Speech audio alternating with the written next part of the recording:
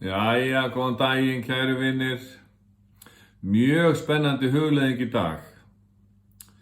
Ég búinn að vera að fara með fólk til Póllands, þar sem við fáum hreina fæðu og erum í hreinu landslagi og syndum í vatninu og förum í sánuna og mig langar að spyrja þig, hvers virði hugarfarsbreyting upp á 170 gráður?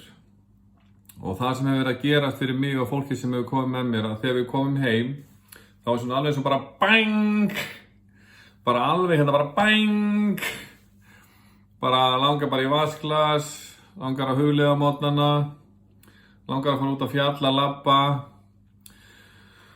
og góð hreyfing ýtir slæmri hreyfing í burtu. Þannig að þegar þú tekur eitthvað gott, setur það inn í lífið þitt, þá verður allt miklu auðveldara. Ertu búin að vera að byrgja brunninn sem gerir það verkum að þegar þú fær högg, þá stendur í lappirnar. Ég heiti Guðbjörn Gunnarsson og er PCC markþjálfi. Búin að vera markþjálfa í 13 ár, en líður eins og ég er búin að gera það í 200 ár. Það ég er fæddur í þetta og ég hef unnið með fólk og séð fólk ná miklum árangri. Og það er ótrúlega oft sem það koma svona einhverja stíflur og dældir sem gerir það verkum að svo erfitt að hreyfa sig.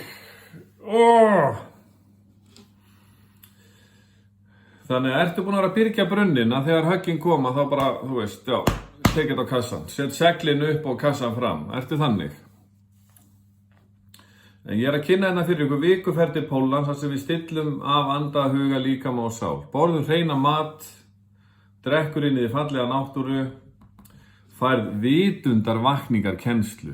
Pældi því, vitundarvakningarkennslu. Á hverjum degi þar sem þú skoðar hvernig þú vilt lifa og varðar leiðina þangað. Þannig að úti í Póllandi við sjáum hver staðan er, hvernig viljum við hafa þangað og svo er búið að varða leiðina þangað. Þannig að þegar þú kemur heim veistu nákvæmlega hvað þetta fara að gera. Upplifir nýtt stig hugsana þar sem þú fyrir að lifa því lífi þar sem þú ert stöðugt að sá og uppskera. Og hérna eru vitnisburðir, langar ekkert í bjór og franskar og ég byrjar að huglega að hreyfa mig á hverjum degi og hlusta á kennslur. Það fóru 4 kíló á vikunni og 7 kíló farið næstu 2 mánuði, aldrei liði betur. Og svo annars sem sagði, ég sef mun betur og auðveldar með að velja góða kostinn. Hvers virði er það? Maður spyr sig.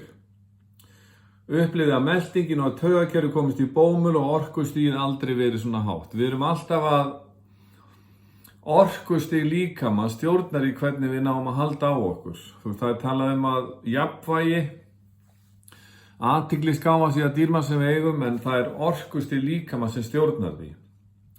Ef þú ert búin að fara að hringa eftir hring og endar alltaf á sama skiltinu sem segir aftur á byrjunarreit, hver hefur spilað slönguspilið?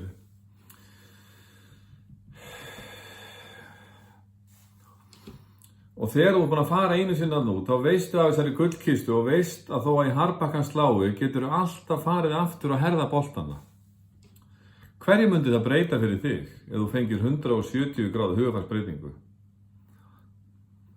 Þetta er ótrúlega spennandi og ef þið viljið fá nánari upplýsingar um þetta, þá sendið þið mér e-mail á gg@ggþjálfun.is og þá get ég hringt í ykkur og látið ykkur vita. Næsta ferð er 19. október og það er fljótt að fyllast í þetta og fyrstir koma, fyrstir fá.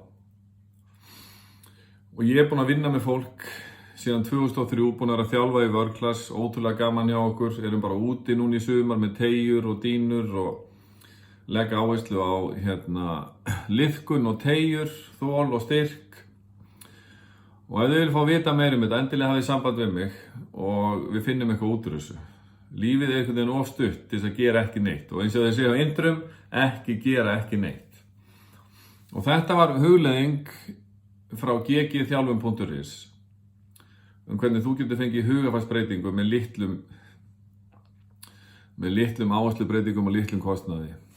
Hlakka til að heyra frá ykkur.